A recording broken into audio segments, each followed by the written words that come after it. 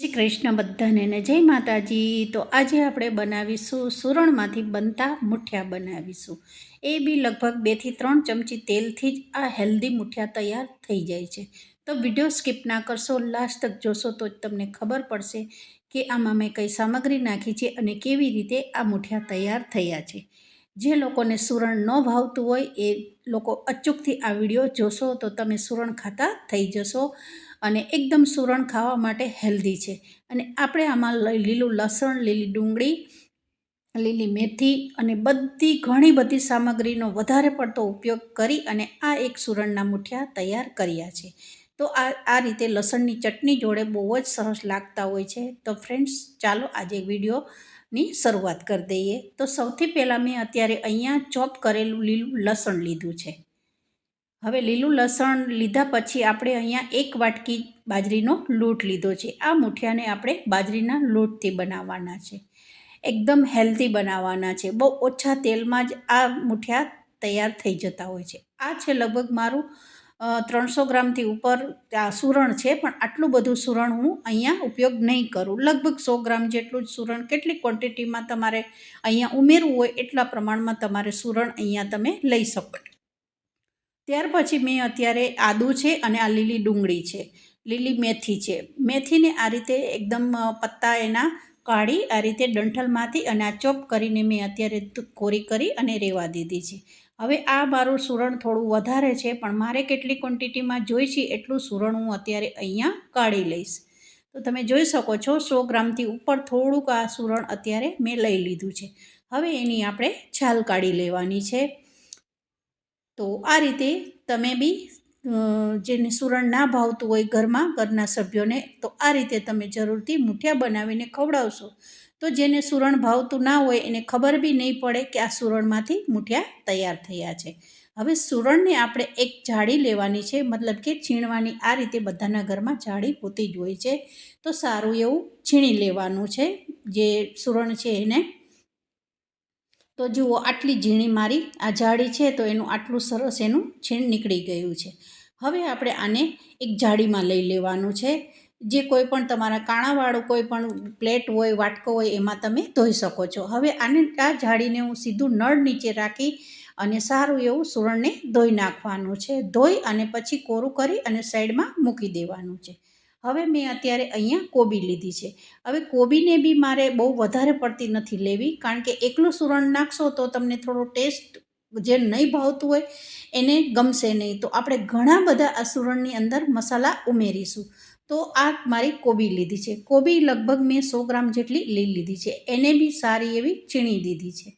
હવે આને બી આપણે જાળીમાં જ લઈ લેવાની છે અને પછી એને ધોઈ અને કોરી કરી દેવાની છે। તો જુઓ, આટલી ઝીણી મેં કોબી અત્યારે અહીંયા રાખી છે છીણીને। હવે આ ત્રણેય વસ્તુમાંથી આપણે પાણી છૂટે છે, તો મુઠિયા બનાવતા હોવ તો તમારે આ પહેલી પ્રોસેસ તો કરવાની જ હોય છે ફ્રેન્ડ। જો આ રીતે તમે ટ્રીકથી બનાવશો ને તો તમારા મુઠિયા બિલકુલ સોગી નહીં થાય અને લોટ બાંધતી વખતે તમારે બિલકુલ એમાં પાણી જેવા મુઠિયા થશે નહીં। તો જુઓ, એકદમ સારી એવી મેથી ચોપ કરી ધોઈ અને પછી આ રીતે મેં મેથીમાંથી બી પાણી કાઢી લીધું છે। હવે લીધી છે મેં કોબી લીધી છે। હવે કોબીમાંથી તમે જોઈ શકો છો કે કેટલું બધું પાણી રહી ગયું છે।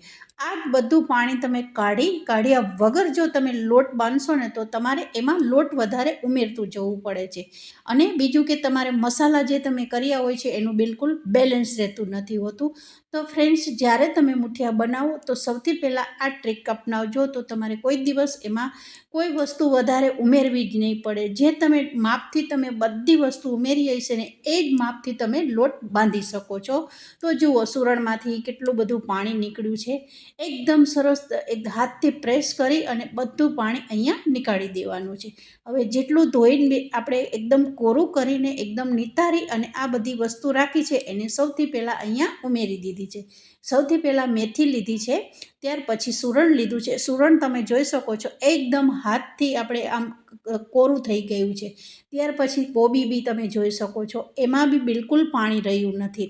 તો આ ત્રણેય વસ્તુ સારું એવું પાણી નીકાળ્યા પછી હવે આપણે અહીંયા લસણ લીધું છે, જે ચોપ કરેલું લીલું લસણ છે ને લીલી ડુંગળી છે, બેય ધોયેલી છે, પણ એમાંથી બિલકુલ પાણી બહુ છૂટતું નથી। હવે અહીંયા આપણે લોટ ઉમેરવાનો છે. તો 1 વાટકી મેં અત્યારે બાજરીનો લોટ લીધો છે. હવે આ મેં અહીંયા 3 લોટ લીધા છે. 1 ચમચો ભાખરીનો લોટ લીધો છે. જુઓ, આ એકદમ આપણે ઘરમાં નોર્મલ જે દરદરો ભાખરીનો લોટ હોય છે એ લીધો છે. અને 1 ચમચી મેં અત્યારે અહીંયા ચણાનો લોટ લીધો છે. તો ચણાનો લોટ અને ભાખરીનો લોટ સેમ લીધો છે અને બાજરીનો લોટ છે એ 1 વાટકી લીધું છે. હવે ત્રણેય લોટ આપણે સારા એવા ચાળી દીધા. ત્યાર પછી અહીંયા આદું અને લસણની પેસ્ટ નાખી છે. 1 ચમચી ગોળ નાખ્યો છે. હવે અહીંયા 1 ચમચીના ચોથા ભાગ જેટલું મેં લાલ મરચું લીધું છે. અડધી ચમચી ધાણા જીરું લીધું છે. 5 ચમચી હળદર લીધી છે. અને હવે આપણે અહીંયા બીજા મસાલા ઉમેરીશું. હવે લીલા મરચાં એકદમ ઝીણા ચોપ કરેલા છે.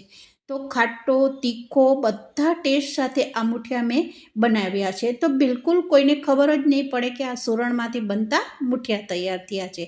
ત્યાર પછી 1 ચમચી મેં અહીંયા તલ ઉમેર્યા છે અને ગરમ મસાલો લીધો છે 1 ચમચી જેટલો. સ્વાદ અનુસાર આપણે અહીંયા મીઠું લીધું છે. અને મોયણ એકદમ સોફ્ટ બનાવવા માટે 2 ચમચી જેટલું અહીંયા તેલ લીધું છે.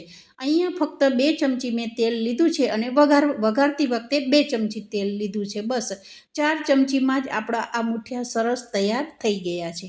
હવે મેં અત્યારે લાસ્ટમાં 1 ચમચી મેં અત્યારે ખાટું દહીં લીધું છે.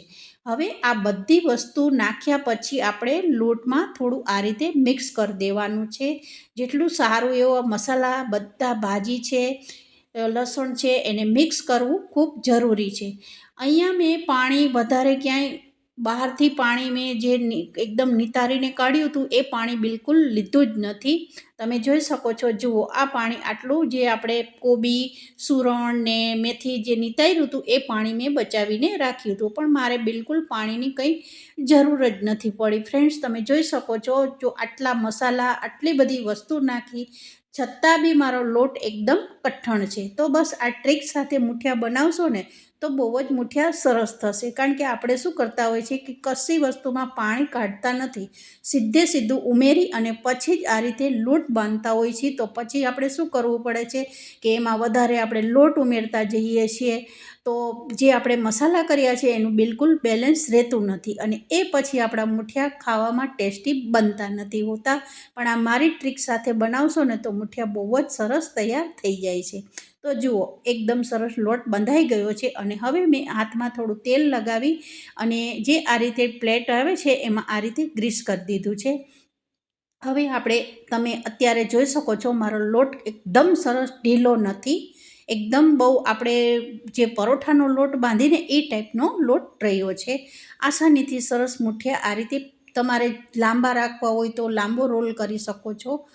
તો જેવી રીતે તમારા ઘરમાં તમે મુઠિયા બનાવતા હો એ રીતે તમે લોટમાંથી બનાવી શકો છો. તો બસ મેં આટલો જ રોલ બનાવ્યો હતો. હવે આપણે અહીંયા બીજું બી મુઠિયું આ રીતે વણી લઈશું. મતલબ કે હાથથી આ રીતે એને શેપ આપી દઈશું મુઠિયાનો. જો તમે નાના પસંદ કરતા હો તો નાના બી આ રીતે મુઠિયા બનાવી શકો છો. અને આને આપણે વરાળથી બાફવાના છે. તો વરાળથી બાફવા માટે લગભગ આને 20થી 25 મિનિટ સુધી આને વરાળથી આપણે બાફીશું. તો આસાનીથી સરસ મુઠિયા. અને આ મુઠિયામાં કોઈ આપણે બેકિંગ સોડા કે બેકિંગ પાવડર કે કોઈ પણ આપણે ઈનો નાખવાની બી કંઈ જરૂર નથી પડી. ફ્રેન્ડ્સ, તમે જોઈ શકો છો આ બધા મુઠિયા સરસ એકદમ તૈયાર ગયા છે. અને જ્યારે હું આ કામ કરતી હતી ત્યારે મેં સાઈડમાં પાણી મૂકી દીધેલું હતું. ધીમી ગેસ ઉપર જ પાણી એકદમ સરસ ગરમ થઈ ગયું છે. અને હવે આપણે આને ઢાંકી અને લગભગ 20થી 25 મિનિટ માટે ઉકાળવાનું છે. તો સારો એવો લોટ સરસ બફાઈ ગયો હશે. તો તમે જોઈ શકો છો એકદમ મુઠિયા આપણા ફૂલી ગયા છે. 20થી 25 મિનિટમાં જ તમે જોઈ શકો છો કાંટા ચમચી બિલકુલ ચોટતી નથી. તો આ આપણા મુઠિયા તૈયાર થઈ ગયા છે. હવે એને મેં લગભગ 10 મિનિટ માટે ઠંડા થવા મૂક્યા હતા. તો ઠંડા થઈ ગયા પછી તમારે આને આવી રીતે પલટાવી દેવાના છે. હવે આપણે આ મુઠિયાને કાપી લઈશું. તો તમે જોઈ શકો છો એકદમ વિટામિન્સથી ભરપૂર, જેમાં લીલું લસણ, સૂકું લસણ નાખ્યું છે, લીલી ડુંગળી નાખી છે, લીલા ધાણા તમને પસંદ હોય તો એ બી તમે નાખી શકો છો. મેં અહીંયા અત્યારે લીલી મેથી નાખી છે. તો એકદમ હેલ્ધી મુઠિયા આપણા તૈયાર થઈ ગયા છે. પણ હજુ આપણે આને વઘાર કરવાનો છે. તો હવે આપણે એક કડાઈમાં લગભગ 2 ચમચી જેટલું અહીંયા તેલ લીધું છે. ટોટલ આ મુઠિયામાં મારે 4 ચમચી જેટલું તેલ ગયું છે. તો છે ને એકદમ હેલ્ધી, બહુ ઓછા તેલમાં અને કોઈ આપણે ઈનો કે બેકિંગ સોડા નાખ્યા વગર જ ઘરે જ આસાનીથી આ મુઠિયા બની જાય છે. તો થોડી રાઈ નાખી છે અને અજમો નાખ્યો છે. વઘારમાં બસ આ બે વસ્તુ છે અને આપણે હવે ચોપ કરેલા થોડા લીલા મરચાં વઘારમાં નાખીશું ફ્રેન્ડ. અને 1 ચમચી જેટલા તલ ઉમેર્યા છે, કારણ કે આ તમે મુઠિયા બનાવતા હો તો વઘારમાં આટલી વસ્તુ તો જરૂરી જ છે. હવે મુઠિયાને સારા એવા મિક્સ કરી દેવાના છે, તમે જોઈ શકો છો. અને આ મુઠિયાને તમે ટામેટા સોસ જાડે અથવા ગ્રીન ચટણી અથવા લસણની ચટણી જોડે તમે ખાઈ શકો છો. તો જેને સુરણ ના ભાવતું હોય એ બેસ્ટ ઓપ્શન છે. જે સુરણ આ રીતે તમે ખાશો ને મુઠિયામાં તો તમને બિલકુલ ખબર જ નહીં પડે કે તમે આ સુરણની એક રેસીપી ખાધી છે. તો તમે જોઈ શકો છો અંદરથી એકદમ મારા મુઠિયા સોફ્ટ બન્યા છે, કારણ કે આપણે મોયણ બહુ જ સારું 2 ચમચી ઉમેર્યું છે. તો આ રીતે લસણની ચટણી જોડે મેં સર્વ કર્યા છે. તો બધાને જય શ્રી કૃષ્ણ અને જય માતાજી.